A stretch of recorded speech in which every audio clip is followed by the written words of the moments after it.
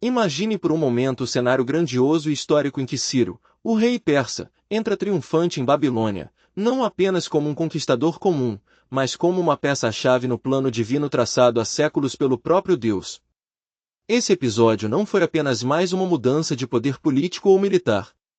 Foi, na verdade, o cumprimento exato da promessa de Deus de libertação para o seu povo, após 70 anos de exílio e sofrimento.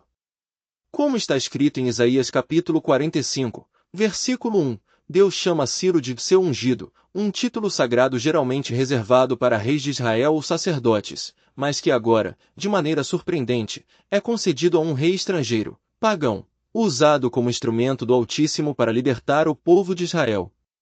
Ciro, sem sequer compreender totalmente o propósito divino, estava escrevendo parte da história da redenção ao permitir que os israelitas voltassem para a terra prometida e reconstruíssem o templo, o centro da adoração ao Deus verdadeiro. Mas o impacto dessa história vai muito além do retorno do povo judeu para Jerusalém. Se observarmos com atenção o padrão das Escrituras, percebemos que Ciro, com sua conquista de Babilônia e libertação dos cativos, se torna uma poderosa representação do próprio Cristo em sua missão de salvação. Assim como Ciro veio do Oriente para libertar o povo de Deus e derrotar Babilônia, Jesus é descrito em Mateus capítulo 24, versículo 27, como o rei que vem do Oriente, com poder e glória, para derrotar a Babilônia espiritual, símbolo da confusão e da opressão, e conduzir o seu povo à libertação final. Em Apocalipse capítulo 19, versículos 11 a 16, vemos Cristo montado em um cavalo branco, como um conquistador celestial, pronto para trazer justiça, vencer o mal e libertar os fiéis do domínio deste mundo corrompido. É um paralelo tão impactante que até a estrutura da Bíblia hebraica aponta para ele. Termina em 2 Crônicas, com o decreto de Ciro, e, logo depois, em Mateus, começa o relato do nascimento de Jesus, o verdadeiro libertador.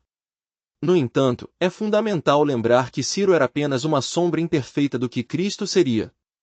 Ele foi um grande rei, reconhecido até pelos seus inimigos como Rei dos Reis, como destaca o historiador Tom Holland, mas, ainda assim, humano, falho e limitado. Já Cristo, o Rei dos Reis em sentido absoluto, não apenas libertou espiritualmente o seu povo do pecado, mas também abriu as portas para a eternidade, inaugurando o ministério no santuário celestial, como descrito em Hebreus capítulo 8, versículos 1 e 2.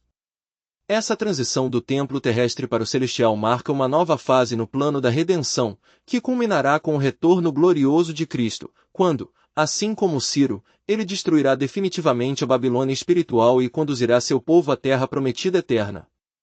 E ao olharmos para os eventos atuais, para o cenário político, social e espiritual do mundo, podemos ter a sensação de caos, de que as forças do mal estão vencendo, que tudo está fora de controle.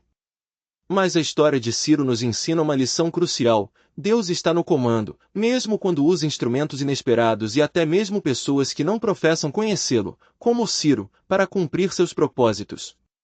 Assim como profetizado, o Senhor está conduzindo, de maneira invisível, mas poderosa, os eventos finais da história da humanidade. Em Isaías capítulo 46, versículo 10, Deus declara: Desde o princípio anuncio o que há de acontecer, e desde a antiguidade, as coisas que ainda não sucederam, digo, o meu conselho permanecerá de pé, e farei toda a minha vontade. Ou seja, o plano divino está em andamento, e nada pode detê-lo. Essa verdade deve encher nosso coração de esperança e confiança, pois, assim como no passado, Deus continuará usando circunstâncias, nações e pessoas para preparar o caminho para o retorno glorioso de Cristo e a libertação definitiva do seu povo.